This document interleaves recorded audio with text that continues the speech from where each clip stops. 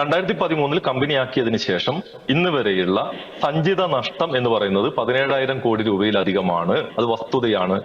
അത് ഇലക്ട്രിസിറ്റി ബോർഡിന്റെ profit and loss account പ്രകാരമുള്ള നഷ്ടമാണ്. സാധാരണഗതിയിൽ പ്രോഫിറ്റ് ആൻഡ് ലോസ് അക്കൗണ്ട് കണക്കാക്കുന്നതിൽ ചെലവിനമായി രേഖപ്പെടുത്തുന്ന ഒരു ഇനമാണ് ഡിപ്രീസിയേഷൻ.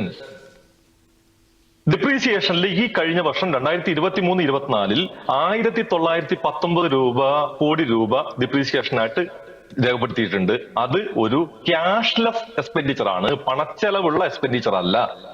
ഇങ്ങനെ 2013 മുതൽ 2024 വരെയുള്ള 11 കൊല്ലത്തിനുള്ളിൽ ഏകദേശം 21,000 കോടി രൂപ ക്യാഷ്ലെസ് എക്സ്പെൻഡിച്ചർ ഉണ്ട്.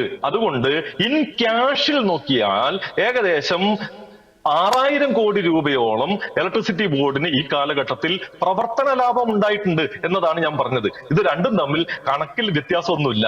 ഒരു സ്ഥാപനത്തിന്റെ ലിക്വിഡിറ്റി ക്രഞ്ചാണ് ഏറ്റവും പ്രധാനപ്പെട്ട പ്രശ്നമാകുക. അങ്ങനെ ഒരു ലിക്വിഡിറ്റി ക്രഞ്ചിലേക്ക് ഇപ്പോൾ ഈ സ്ഥാപനം എത്തിയിട്ടില്ല എന്നാണ് ഞാൻ പറഞ്ഞത്. രണ്ട്, ഈ കണക്കൊക്കെ വെച്ചുകൊണ്ട് ഈ നഷ്ടം മുഴുവൻ നികത്താൻ കഴിയുന്ന രൂപത്തിൽ താരിഫ് പരിഷ്കരണത്തിലേക്ക് പോകണം എന്ന് വേണമെങ്കിൽ ഇലക്ട്രിസിറ്റി ബോർഡിന് വാദിക്കാം. റെഗുലേറ്ററി കമ്മീഷൻ ആ നിലയ്ക്ക് തീരുമാനങ്ങൾ എടുക്കാം. അത് ജനങ്ങൾക്ക് ഷോക്കായി മാറും. അങ്ങനെയല്ല ഈ കാര്യത്തെ കാണേണ്ടത്. അതുകൊണ്ട് സ്ഥാപനത്തിന് ലിക്വിഡിറ്റി ക്രഞ്ച് ഇല്ലാതെ വലിയ ലാഭനഷ്ടങ്ങളില്ലാതെ മുന്നോട്ട് പോകാൻ കഴിയുന്ന രൂപത്തിലുള്ള ലഘുവായ താരിഫ് പരിഷ്കരണം ആവശ്യമുണ്ട് എന്നത് മാത്രമേ ഇലക്ട്രിസിറ്റി ബോർഡ് ആവശ്യപ്പെട്ടുള്ളൂ. അതുകൊണ്ടാണ് ഈ വർഷത്തെ റവന്യൂ വരവും ചെലവും വരുമ്പോൾ ഒരു യൂണിറ്റിന് 54 പൈസ നഷ്ടം വരുന്നത് 34 പൈസ മാത്രം, 30 പൈസ എല്ലാ യൂണിറ്റിനും 10 പൈസ സമ്മർ ചാർജും കൂടി ചേർന്ന് ശരാശരി 34 പൈസ വെച്ച് വൈദ്യുതി നിരക്കിൽ വർധനവ് വേണം എന്ന് ഇലക്ട്രിസിറ്റി ബോർഡ് പറഞ്ഞത്.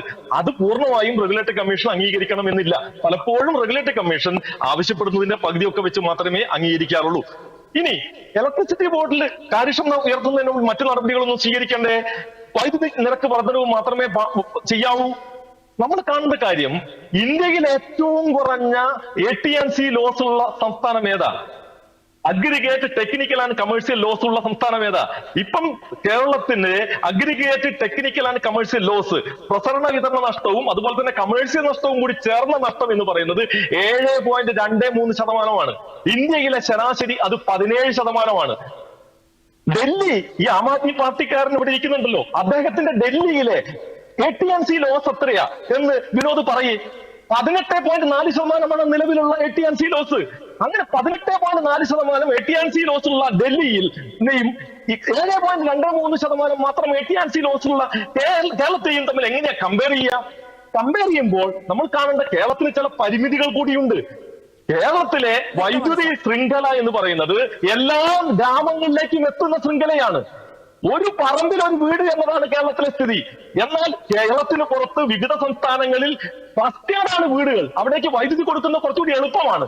കേരളത്തിൽ നമ്മുടെ എല്ലാ ന്യൂട്ടൺ കോണിൽ കൂടിയും വൈദ്യുതി ലൈൻ വലിച്ചു മാത്രമേ കണക്ഷൻ കൊടുക്കാൻ കഴിയൂ. സ്വാഭാവികമായും പ്രസരണ നഷ്ടം കൂടേണ്ടതാണ്.